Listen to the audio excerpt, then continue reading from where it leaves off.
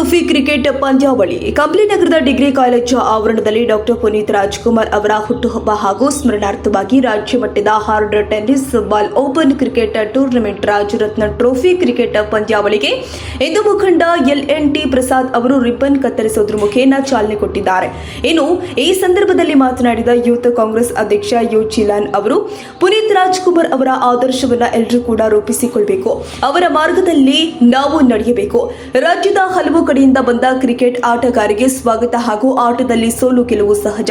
ಎಲ್ಲರೂ ಕೂಡ ಪ್ರಯತ್ನ ಮಾಡಬೇಕು, ಯಾವುದೇ ಜಗಳ ಗೊಂದಲಕ್ಕೆ ಒಳಗಾಗದೆ ಆಟವನ್ನ ಆಡಬೇಕು ಎಂದರು.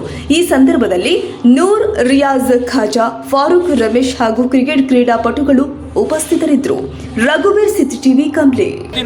ಕಂಪ್ಲಿ ಡಿಗ್ರಿ ಕಾಲೇಜ್ ಆವರಣದಲ್ಲಿ ಡಾಕ್ಟರ್ ಪುನೀತ್ ರಾಜ್ಕುಮಾರ್ ಅವರ ಹುಟ್ಟುಹಬ್ಬದ ಅಂಗವಾಗಿ ನಮ್ಮ ಮುಕ್ತಾರ್ ಮತ್ತು ಖಾಜಾ, ರಿಯಾಜ್ ಅವರ ಎಲ್ಲ ಸ್ನೇಹಿತರ ಬಳಗದಿಂದ ಈ ಒಂದು ಕ್ರೀಡೆ ಆಯೋಜಿಸಿದ್ದು ಕ್ರಿಕೆಟ್ ಟೂರ್ನಮೆಂಟ್.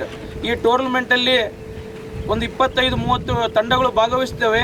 ಈ ತಂಡಗಳು ಏನಿದಿಲ್ಲ, ಯಾರೇ ಸೋಲಿ ಗೆಲ್ಲುವಿ ಅದು ಗೆಲುವಿನತ್ತ ಅಂತ ತಿಳಿದು ಭಾವಿಸ್ಕೊಂಡು ಎಲ್ಲರೂ ಸರಿಸಮವಾಗಿ ಇದರಲ್ಲಿ ಜಗಳ ಏನು ಆಡಲಾರ್ದಂಗೆ ಒಂದು ಉತ್ತಮ ಮಟ್ಟ ಆಟ ಆಡಿ ಮುಂದಿನ ಬರ್ತಕ್ಕಂಥಲ್ಲಿ ಕಂಪ್ಲಿಯ ಹುಡುಗರು ಸ್ಟೇಟ್ ಲೆವೆಲ್ಗೆ ಹೋಗ್ಬೇಕಂತೇಳಿ ಕಂಪ್ಲಿಯ ಪುನೀತ್ ರಾಜ್ಕುಮಾರ್ ಅವರ ಹುಟ್ಟುಹಬ್ಬದ ಸ್ಮರಣಾರ್ಥವಾಗಿ ಇಂದಿನ ದಿನ ನಮ್ಮ ಮುಕ್ತಾರ್ ಹಾಗೂ ಅವರ ನೇತೃತ್ವದ ಯುವಕರು ಈ ಒಂದು ಟೂರ್ನಿಯನ್ನು ಆಯೋಜಿಸಿರ್ತಾರೆ.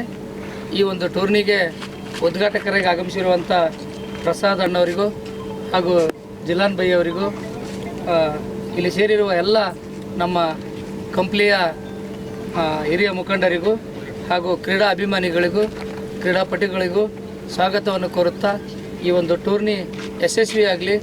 ಈ ಒಂದು ಟೂರ್ನಿಯಲ್ಲಿ ಒಳ್ಳೊಳ್ಳೆಯ ತಂಡಗಳು ಭಾಗವಹಿಸಿದ್ದಾವೆ. ಆ ಎಲ್ಲ ತಂಡಗಳಿಗೂ ಸಹಿತ ಒಂದು ಒಳ್ಳೆಯ ನಿರ್ಣಯವನ್ನು ನೀಡುವುದರ ಮೂಲಕ ಒಳ್ಳೊಳ್ಳೆಯ ತಂಡಗಳು ಫೈನಲ್ ಅಂತ ಪ್ರವೇಶಿಸಿ ಈ ಒಂದು ಟೂರ್ನಿ ಸಕ್ಸಸ್ ಆಗಲಿ ಅಂತ ಹಾರೈಸುತ್ತಾ